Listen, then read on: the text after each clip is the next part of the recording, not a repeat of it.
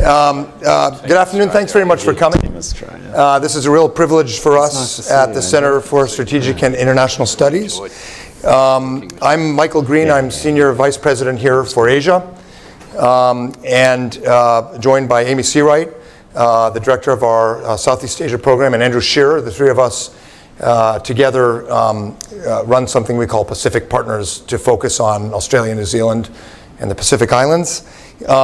We're extremely pleased that in his 24-hour stop in Washington, Bill Shorten, the leader of the opposition, could join us today. He's come off a very good election result, and he comes to Washington in a tradition that, frankly, Republicans and Democrats really appreciate, which we don't have with all our allies, and that's a bipartisan tradition around our alliance. I could count on one hand, and frankly, I might have to remove one or two of these, the number of allies we can say that about. I was in the Bush White House. Amy worked in the Obama administration. We had coalition and labor governments, and the alliance kept doing its thing. Whether it was defense or diplomacy, managing the global financial crisis, creating the G20, working in the UN.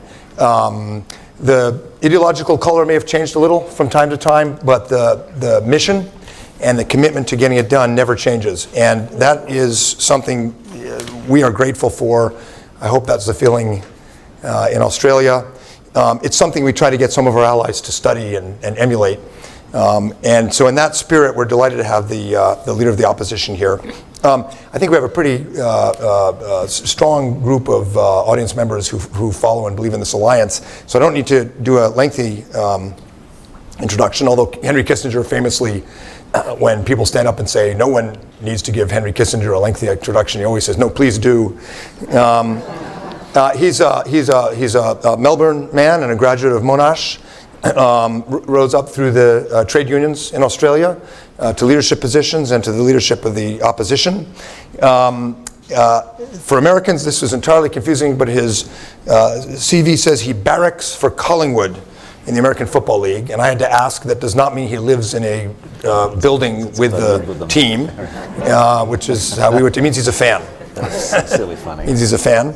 So Mr. Shorten will give his remarks. I'll join him up on the stage for one or two questions. We'll open up and look forward to a very fruitful dialogue. Thank you very much for joining us on your busy trip. We really appreciate it. Thank you. Thanks, Mike. Very generous. Good afternoon, everybody, and thanks for coming along on a Friday afternoon. I'm sure it's just what you want to hear, the views of a visiting opposition leader. But it is a pleasure, it's a special pleasure to be here in the United States and, of course, here in Washington, D.C. I was thinking about it as I was driving here, that it's been 100 years. 100 years ago, in the mud of the Western Front, that Australians and Americans actually fought and fell together, faces to the foe. Indeed, one of the more unusual circumstances in some of the battles where American troops were commanded by an Australian general. But ever since that tragic conflict, again from the north coast of Papua New Guinea and the islands of the Pacific, the biting cold of Korea, in the jungle dark of Vietnam, the mountains and green valleys of Afghanistan, and today, as we speak, in the skies over northern Iraq and Syria, in the fight against Daesh. Ours, the bond of America and Australia, has been built upon shared sacrifice. A friendship forged in war and tempered by peace. A friendship dedicated to a safer, more free world. And from the very first days, we have found common ground, shared values, an instinctive recognition of a kindred national spirit. Ours is a shared belief, not just in an individual's liberty, but in their right to pursue happiness. The principle that people should be judged by their qualities, rewarded by their hard work, not shackled by the circumstances of their birth.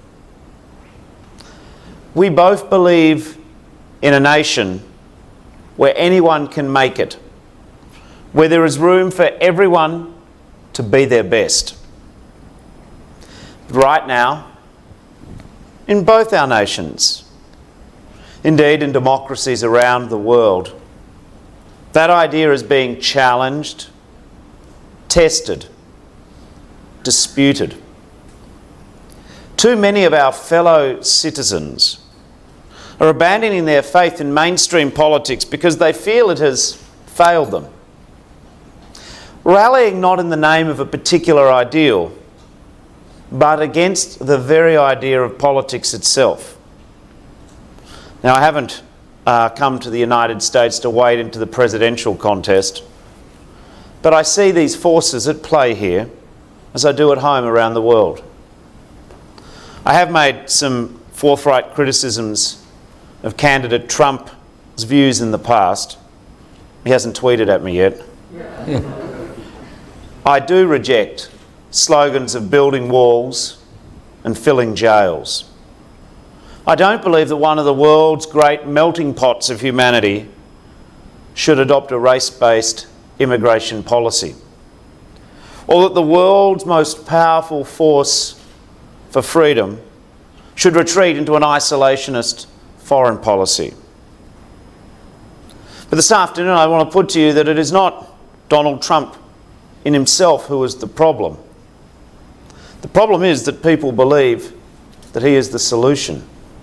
This is not a phenomenon confined to the United States or to one end of the political spectrum. Exclusion, disillusionment, marginalisation are the maladies affecting every democracy. And they are ripe for exploitation by those who would advocate simple solutions to complex problems. We live in a time of insecurity and frustration. An age where working people feel that doors are being closed in their face. After years of playing by the rules, ordinary Australians and Americans feel that the deck is now stacked against them, that the future of work will be limited by the limits of automation and artificial intelligence. That much we know for sure. But the future of wages and wages growth, of the middle class, of jobs that enable people to live lives full of quality and meaning is nowhere near as certain as it once was. The promise of both our nations has always been a pact between generations. Parents, DNA hardwired to gift a better standard of living to their children. Every wave of economic change has been driven by that dream. The breaking down of tariff walls, the joining of multilateral processes, and the embracing of new technologies. But for the first time in living memory, many of our fellow citizens believe that the prospect of passing on a better quality of life to the next generation cannot be assumed. In this more uncertain world, it is easy to appeal to a sense of nostalgia, to practice the politics of prejudice, to scapegoat a convenient minority. It is easy for fundamentalists and the preachers of division to hold out the false promise of certainty and power to young people who feel marginalised in our society. It is why now more than ever we need to make the politics of inclusion, of bringing people together, work in a way which is really required. To make the politics of inclusion work in our economic policy and our foreign policy. Because inequality and alienation are not just domestic threats to our political stability. They're international threats to our regional and global security. At home and abroad, we cannot merely condemn extremism or repudiate it. We need to set the positive counterfactual. We need to demonstrate the benefits of engagement are greater than the benefits of isolationism. That inclusion and respect deliver richer rewards than digging ideological trenches or building walls. We need to prove that our democratic and political institutions and our international trade and security frameworks are up to the task of keeping the peace and securing prosperity. Where extremists seek to exploit flaws, our task is to fix them. Where we need to adapt or improve or modernise our approach and structures, we must. There are undoubtedly things that we can learn from each other. For example, I think it is important and overdue and unarguable that Australia and its political leaders need to look at how the United States has handled the vexed issue of foreign donations. I firmly believe that the time has come for Australia to ban donations from overseas. On the broader question of foreign policy, the party I lead, the Australian Labor Party, has long held to a policy built upon three pillars. One, a strong alliance with the United States. Two, closer engagement with the United Nations and multilateral institutions. Three, a comprehensive relationship with the Indo-Pacific region. We recognise that the current rules-based system, the system the United States and other nations designed and led in the aftermath of the Second World War, has delivered 7 decades without a mass global conflict. And we understand very clearly that Australia's strategic relationship and our close friendship with the United States is not just a benefit to us, but to the wider region which we occupy. The Indo-Pacific is a more secure, more prosperous, and more stable place because of American engagement. That is why, for example, the previous Labor government in 2011 worked so hard to secure the force posture initiatives that not only provide an opportunity for both our nations to enhance our defence and security cooperation, but also to include our regional partners in these endeavours. Now, these structures and conventions, this respect for a framework of rules, is essential to a satisfactory and long-term resolution of the situation in the South China Sea. Australia is in no way a disinterested observer in this matter. Both sides of politics are of one mind on this question. Like all nations, we have a right of passage through the oceans and the skies of the region in accordance with international law. As a great trading nation, Australia has a direct stake in the freedom of navigation and in upholding accepted behaviours. Around 1/3 of the world shipping transits in the South China Sea. That is $5.3 trillion in total trade passing through the area every year. It is in no one's best interests for the current climate of heightened tensions to continue. And it is vital that all claimant states seek to de-escalate tensions and work within the ASEAN framework to finalise codes of conduct as soon as possible. Australia continues to urge all parties to abide by both the terms and the spirit of the United Nations Convention on the Law of the Sea. On the broader question of the future shape in our region, I've never brought into the idea of an inescapable binary choice between Australia's alliance with the United States on one hand and our deepening engagement with China on the other. I do not see diplomacy as a zero-sum game.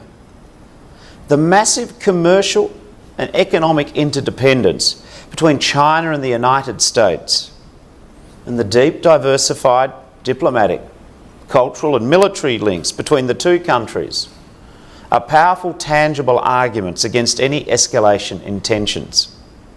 That truth applies for Australia as well.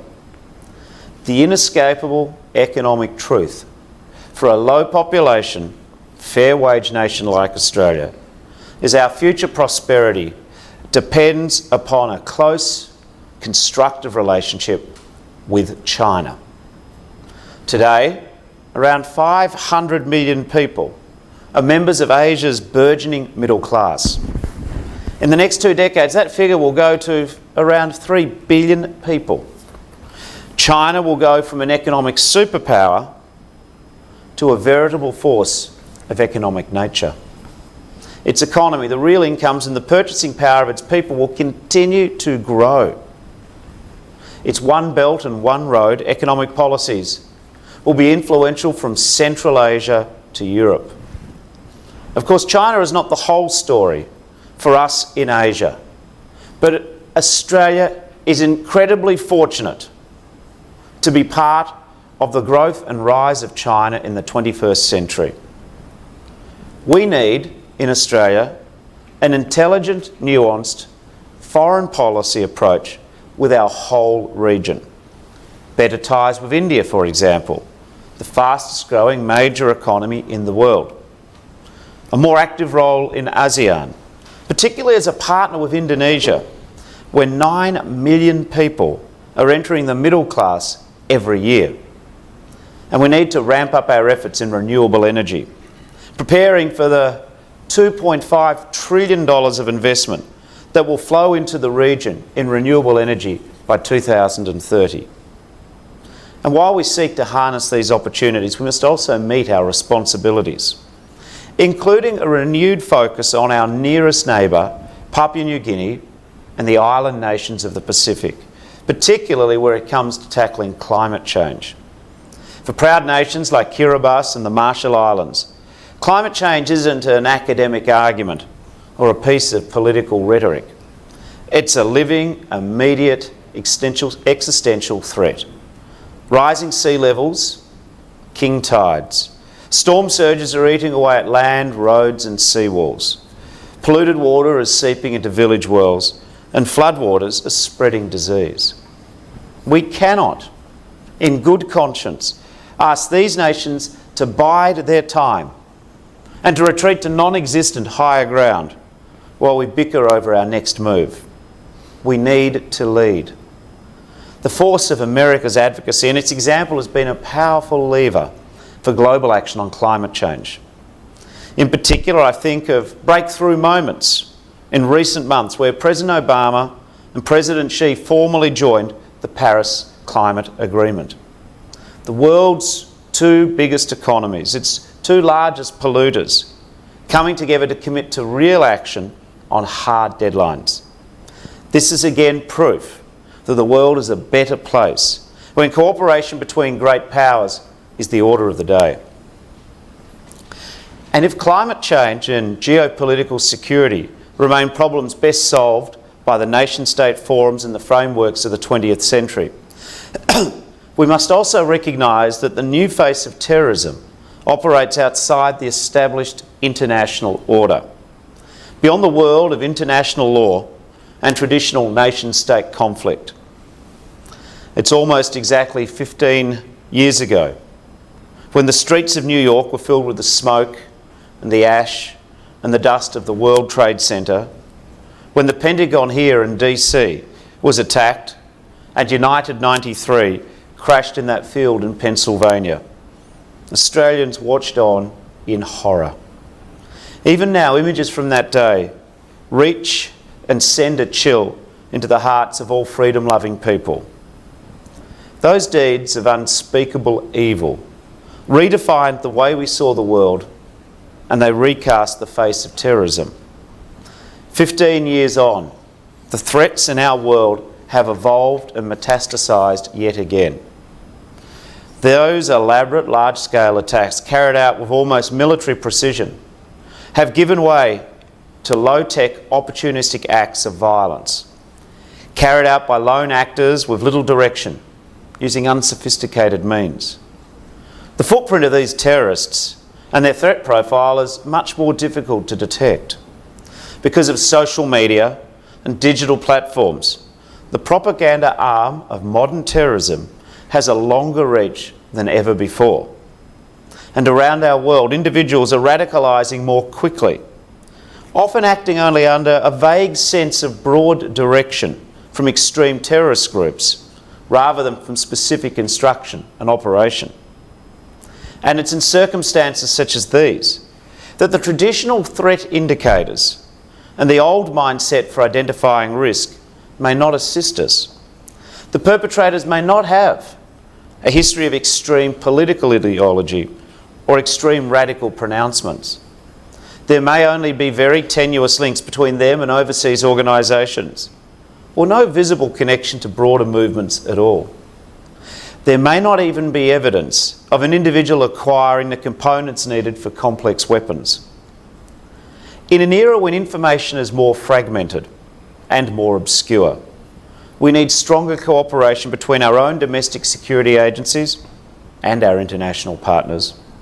As democracies, as nations made great by migration, as leaders in the Indo-Pacific, the security threats that we face are common, and our responsibility to counter them is shared. In cyber security, we need to cooperate much more closely to protect both sensitive government-to-government information and confidential industrial and commercial information. This is critical to our national security, to our economic competitiveness, and indeed the protection of intellectual property. Cyber attacks have no respect for international borders, and a parochial approach won't help us guard against them. As allies, as partners in the international security community, we need a more coordinated effort to just stay ahead of the game. Just as we must work together to deprive terrorist organisations of funds and resources. This requires modernising treaties, conventions and export controls. Because in 2016, people can Google bomb-making instructions and use 3D printing to make a gun. In our world, terrorism can be downloaded at home and weapons homemade. This is a particular concern as we face the next phase of our conflict with Daesh. Sydney Jones, one of the leading foreign policy thinkers in Jakarta, has said, "The conflict in Syria has captured the imagination of Indonesian extremists in a way no foreign war has before.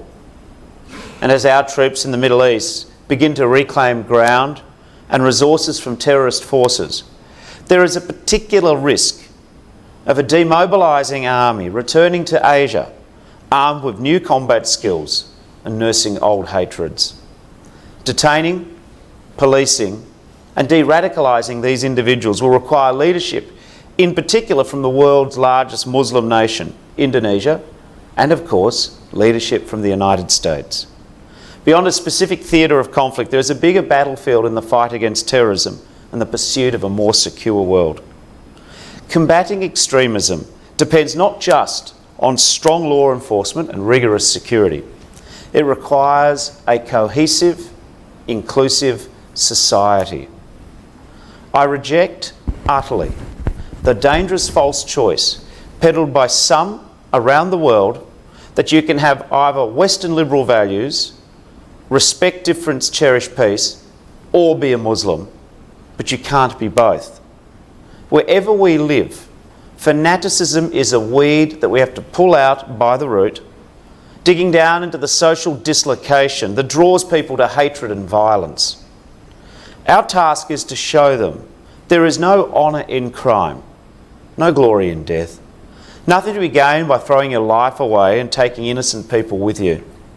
And that returns us to the challenge of inclusion, to proving that governments and politics and markets serve the interests of the whole community.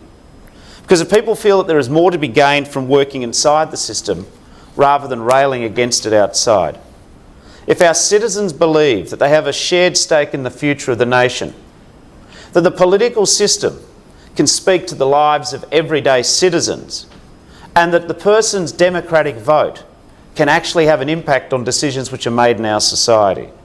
If they feel that there are awards for hard work to be won from hard work, that there are opportunities to be seized upon merit, that one's postcode does not define one's future, then this is the formula for a stronger and safer world. I think restoring faith in these old and tested principles requires new ideas and new energy. But if Australia, the home of the fair go, and America, the land of opportunity, can live up to our founding ideals.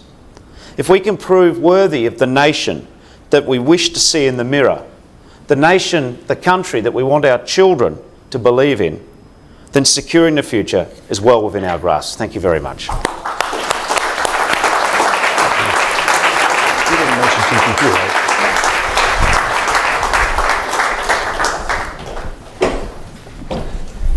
right? Thank you. That was terrific. Well worth Friday afternoon. And a message that throughout the speech you said "we," and you were talking about "we" in many senses of the word. The political elite, politicians, we the West, we the democracies, and it was a message that is needed in this town, but in a lot of capitals around the world. So I appreciate that.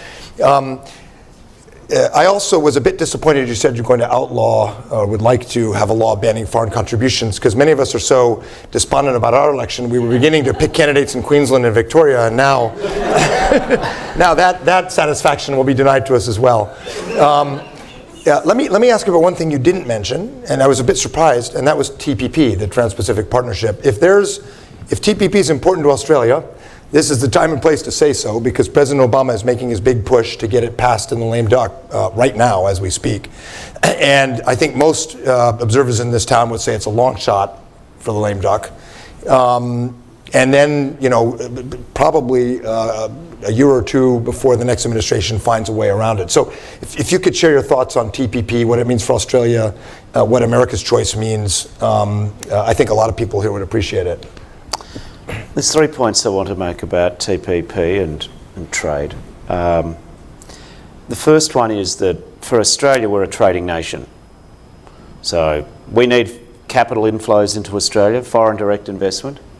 We're an immigrant nation. A statistic or a number which I'm very proud of is that about 27 in every 100 Australians was born overseas, which really, other than I think Luxembourg for tax reasons and Israel for religious reasons, we are the most immigrant country in the world.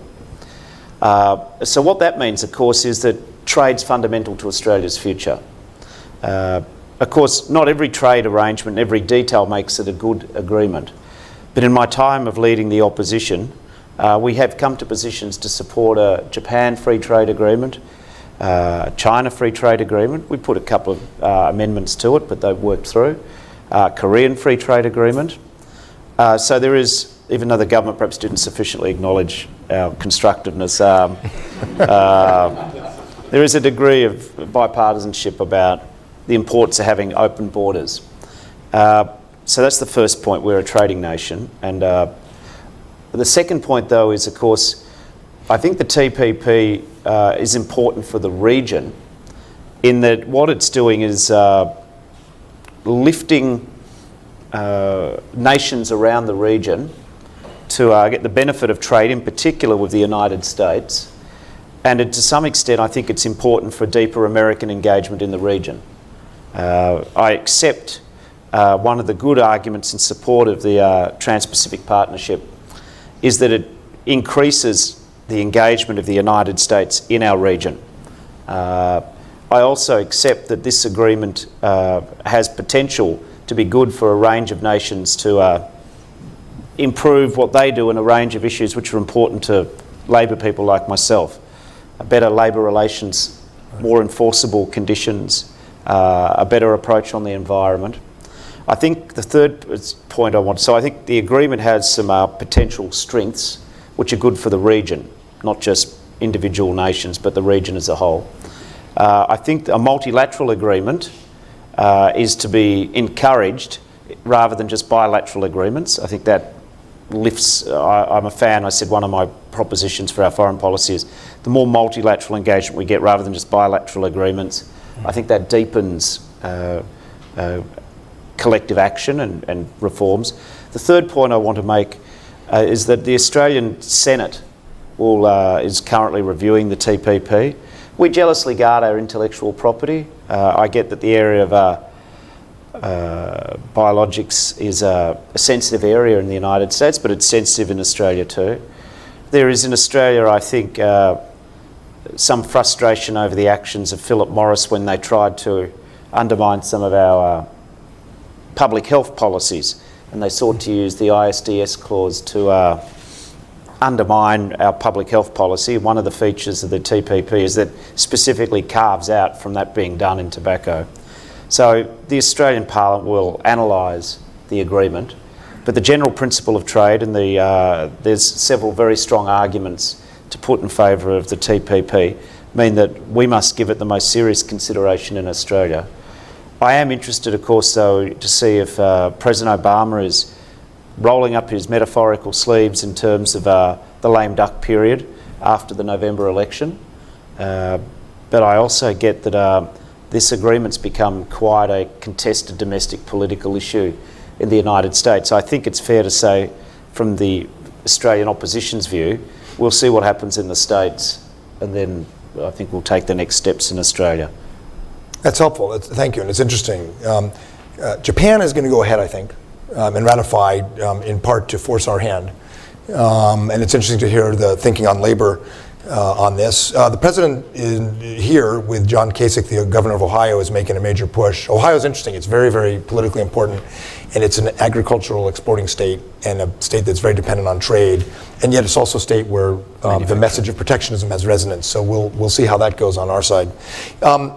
I thought what you said about the China choice and rejecting it was important, frankly, for Americans to hear, because some pretty prominent Australians, academics, former prime ministers, have signed on to this thesis, and it resonates. People hear this in the U.S. A talisman saber exercise might get page 24 in the Washington Post, but when a former prime minister or prominent academic poses this thesis that Australia will have to choose between the U.S. and China, it gets a lot of play here. So your statement on that was very important. I want to drill in a bit. It's a bit unfair of me, but one other thing you didn't mention or place was Japan. And it was, you only had 25 minutes, so this is unfair of me. But I mention it because, yes, like the United States, the Australia has deep economic interdependence and opportunity with China, but believes in the rules and the security that is represented by ANZUS.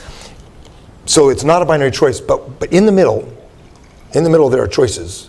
The government has chosen in Canberra and here and in Japan to do more trilateral exercises, more trilateral security cooperation. Some in Australia are uncomfortable with that, think it's too much, that it might antagonize China. So I'd be interested in hearing a bit more of your views about how Australia with the US or Japan or other like-minded states should be shaping China's choices. I understand you reject the idea there's a choice between us and China, but we have to all decide what we do now, because the South China Sea issue, for example, is not going to be resolved in the next 5 or 10 years. It's going to be a real test of wills. So, how comfortable are you with the government's policy? Where would you like to see Australian strategy go in managing a much more assertive China than any of us expected? Well, first of all, I didn't refer to some specific Asian nations, but I made a point in my address to say that China's not Asia, that there's lots of opportunities. I might have singled out Indonesia and India, but could equally talk about improving our ties with Vietnam or Japan. So I understand very clearly that Asia is much more than just China. But I've got to make this point. Australia's very lucky that we're on the cusp of Asia. Once upon a time, when we had a colonial cringe, Asia was the place that people would fly over to go to Europe. No longer. As someone quite smart said to me, China is like a giant pulling machine and it's just going to keep going. I'm quite bullish about Chinese economic growth. I know they've moved from to a more domestic consumption phase in their policies, but it's still gigantic. When you look at China, they have roughly 4 times the population of the United States. Approximately, income levels in China might be 20% of what they are in the United States. But I'm not saying China will go to income levels that you get in the United States, but if they were to go to 50% of the United States, that's a population of 4 times the United States. at an income of 50% of the United States, that's double that of the United States. That's why I said in my speech, China's no longer going to be just an economic superpower. It's its own category. So, to borrow again from an expression that was used in Australia, you only get one China in your lifetime. So, we need to engage with it properly. But that doesn't mean that therefore you have to agree with their pronouncements about the nine-dash line in the South China Sea, or that we're not allowed to train with whoever we think we should train with, or that we shouldn't have a force posture initiative in Darwin with a marine force. So again, it's a matter of being clear. I think I think in our dealings with China, what we can't afford to do is to be inconsistent or to encourage a loss of face or to spring surprises. I think in life, the clearer you are about what you stand for, that doesn't mean that everyone has to agree with you or you have to agree with everyone else, but I think clarity and a lack of a surprise factor. We had decisions about whether or not a state-owned enterprise could bid for some electricity infrastructure in New South Wales. I support the decision of the government to not to have that bidder in the process, but I think if we knew, we know what this infrastructure is, and we know that there were bidders interested, I think it probably would have been convenient to let people know a bit earlier what's not for sale. And I just use that as an illustration. I agree with what the government decided, but I'm not convinced that springing surprises or embarrassing bidders, I don't think that's sensible either, is it? So I think it's a matter of being clear and consistent. And I think, for better or for worse, the debate about the South China Sea has forced the foreign policy people in both sides of mainstream of Australian politics to nail down our view about support for international rule of law and support for resolution of these matters peacefully. Terrific, thank you. Let me open it up. We have microphones. Stanley, maybe briefly introduce yourself. Stanley Roth, unaffiliated. Welcome back. Nice to see you. Sorry your trip is so brief. I wanted to follow up on the dialogue you just had with Mike, what you said about it's vital that the claimants in the South China Sea work to reduce tensions, but that we also have to be clear with respect to China. And Mike's comment, with which I agree, that it's unlikely to get better or be resolved in the next 5, in other venues he said 5 to 10 years. Given all that, I think there's been some surprise in the U.S. government and outside that Australia hasn't engaged visibly with the United States in freedom of navigation exercises at a time when China clearly is not decreasing tensions, but increasing them both in South China Sea and, for that matter, East China Sea. What is your position, the party's position about such exercises? I certainly believe in freedom of navigation, and I believe that our warships or aeroplanes should have that capacity. But whether or not we tack an Australian warship at the end of an American convoy, I'm not convinced that's necessary. Again, it's just to reprise something I said earlier. I don't think China can say who our military can train with, but nor do I necessarily think that we have to tack one of our ships on the end of one of your ships. I think you'll find that our Australian military are conscientious in terms of their exercises and engagement. I don't think it's right for the politicians to say when we should send a ship to where. What our Australian Defence Forces need to know, though, is that we do support freedom of navigation exercises. I'm more than confident from the information I get in our briefings with our Defence Forces that our Air Force and Navy are diligent in terms of exercising our international prerogatives. I don't think we necessarily need to put an Australian ensign behind an American ensign in a convoy, though. I think you're doing a fine job, and we're doing a fine job as it is. Yes, ma'am.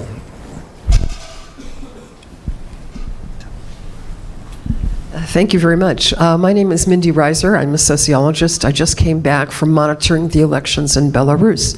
So I would like to turn to Russia and Australia's views of Russia's recent doings. I think you've probably followed some of the events in the United States vis-a-vis what Russia's been up to. How do you feel about sanctions? The Duma has passed some legislation which is extremely constraining of civic space.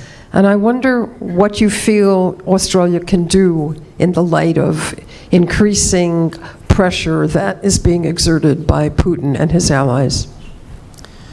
I think a test of our relationships with Russia will come as the Dutch-led Australian-supported investigations into those who are responsible for the shooting down of the Malaysian airliner over the contested areas of eastern Ukraine.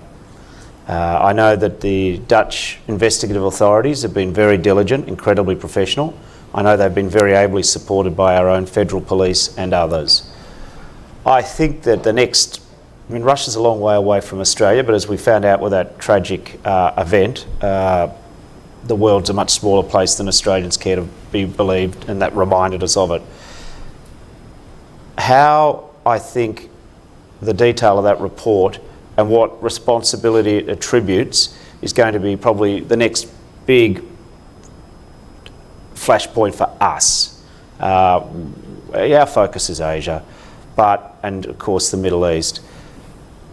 If that report says that X, Y, and Z are responsible, and if that report then says that there was support coming from Russia in a sort of a demonstrable and provable manner, I think that's going to be very challenging. I suspect that that many of you are probably much more expert about what's happening in Russia than I would claim to be. I know that Putin sort of has a view of borders of Russia a bit like Catherine the Great and Potemkin, and I get that he appeals. He's very popular. But notwithstanding that, I think it's very important that this report, when it's released, that all of those who are involved need to demonstrate their bona fides in the way they respond to it. So for me, without getting into what's going to happen in the Baltics, NATO, pre-positioning, power contracts, energy supplies, ceasefires, the level of transparency and governance in Ukraine, as an Australian, I think the next time that Mr. Putin and Russia are really going to get on our radar will be the release of this report and what that says, and who that blames and what that reveals. Let me, we have to, yeah, go ahead, Mike, please, right over here. This side of the room is gun shy. Thank you. George Dragnich, a retired American diplomat, and a dozen years ago I helped negotiate the free trade agreement with Australia, a bilateral agreement, so I appreciate your remarks about multilateralism.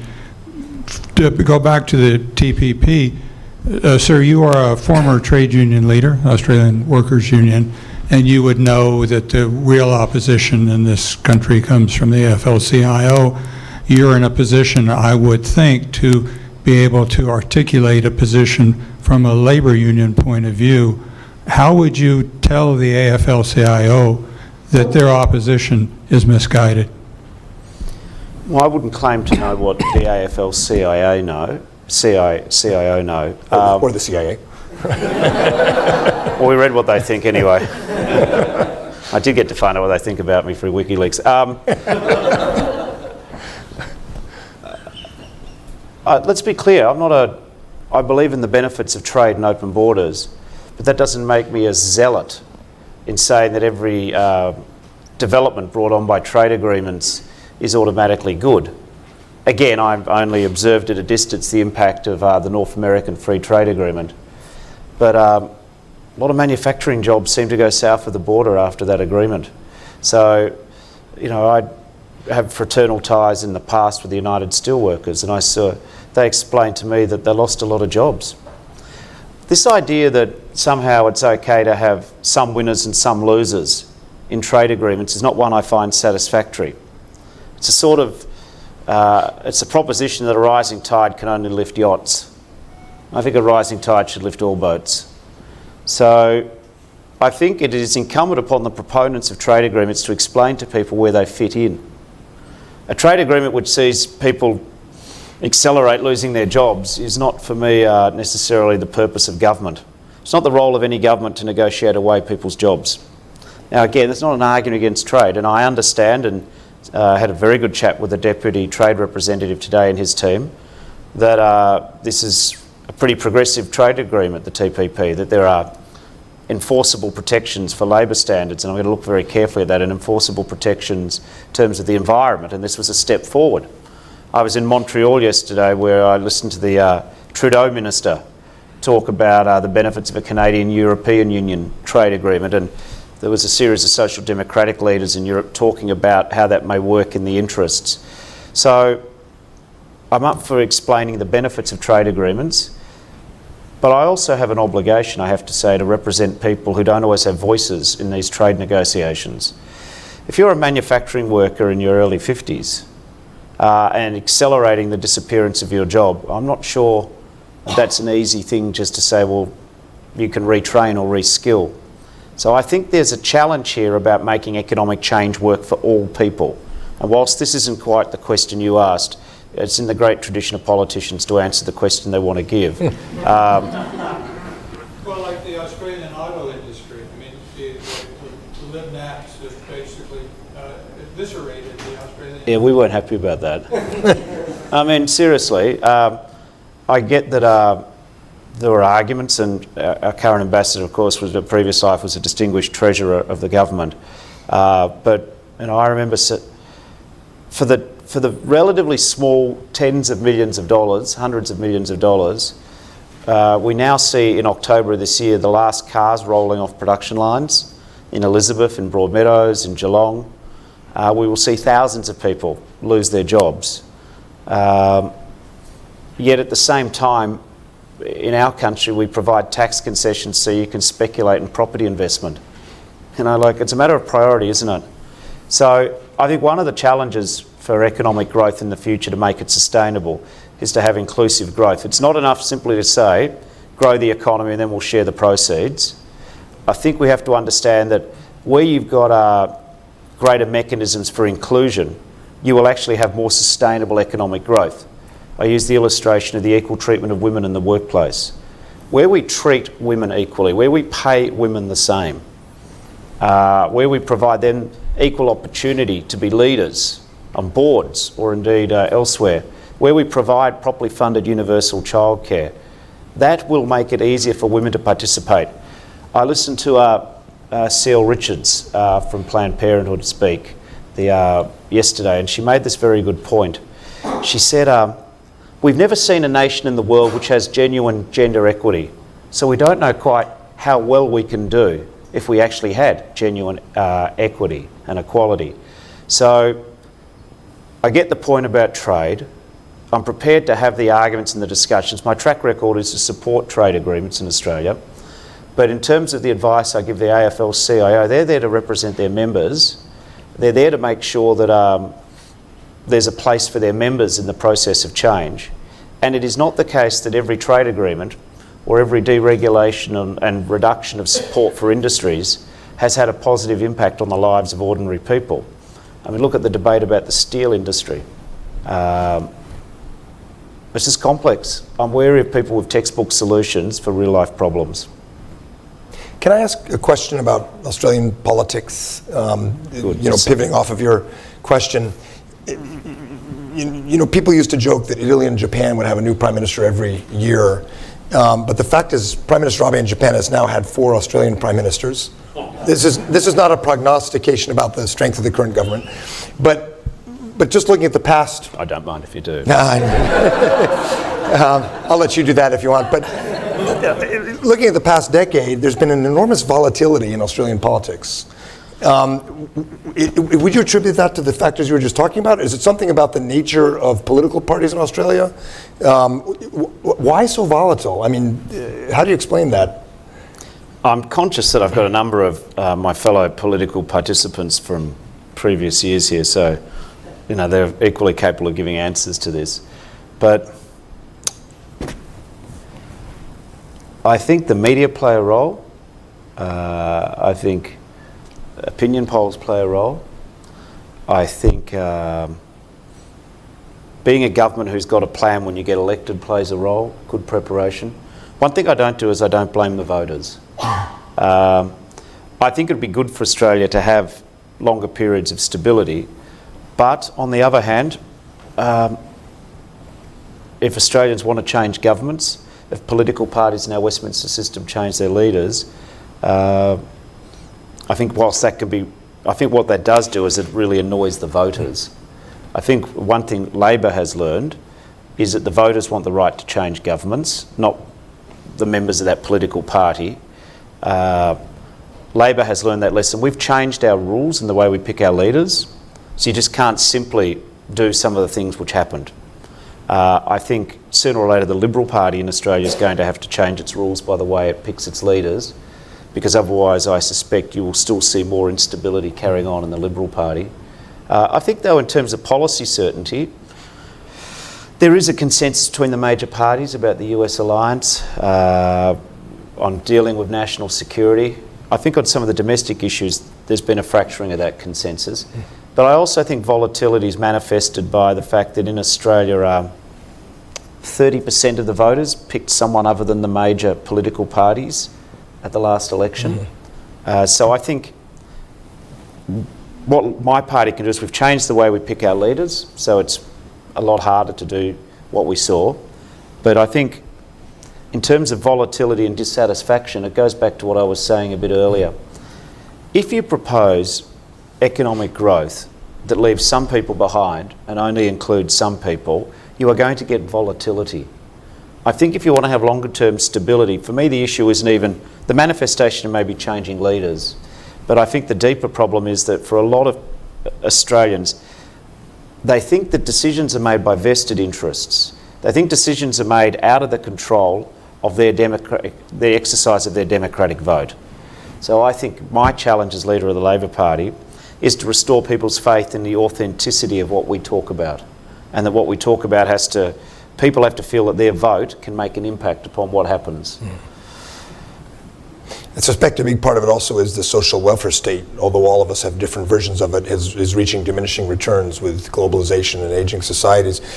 In this country, some people say that the Democratic Party is dying of old age. It's not coming up with new ideas, and the Republican Party, which has some reform ideas, is committing suicide. So it's not just Australia, political parties everywhere born out of the Westphalian or Republican small r tradition are all struggling. And it's always fascinating, I think, for Americans and Australians, Americans and Canadians to compare these. We learn a lot from each other, and we've learned a lot from you today. This has been really very interesting. I think there's more in common in our political debates than we realise. Yes, we have compulsory voting. You don't.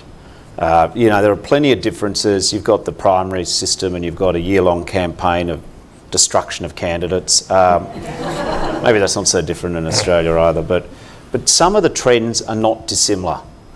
Ageing societies, the rise of Asia, the incredible disruptive effect of the internet. Basically, in the next 10 years, any job which can be automated will be automated. I'd argue that dealing with climate change is a global issue. You've got people who are left behind by change. There's a lot of similarities. I was struck yesterday talking to European leaders and the Canadians and Prime Minister Trudeau that whilst we have some different factors, there is a lot more in common going on across the developed nations in how we deal with jobless growth. How do we get the idea that our kids as they grow up will be able to afford a home? How do you make sure that people can either get a university or a technical-based education? There's a lot going on which is far more similar than I realised. Yeah, well, we're in it together, and your remarks today really show that. So you have a busy schedule, a short trip, but it's really terrific for all of us and the many people, I think, watching online that you took an hour out of your day to join us. So thank you very much. Thank you. Cheers.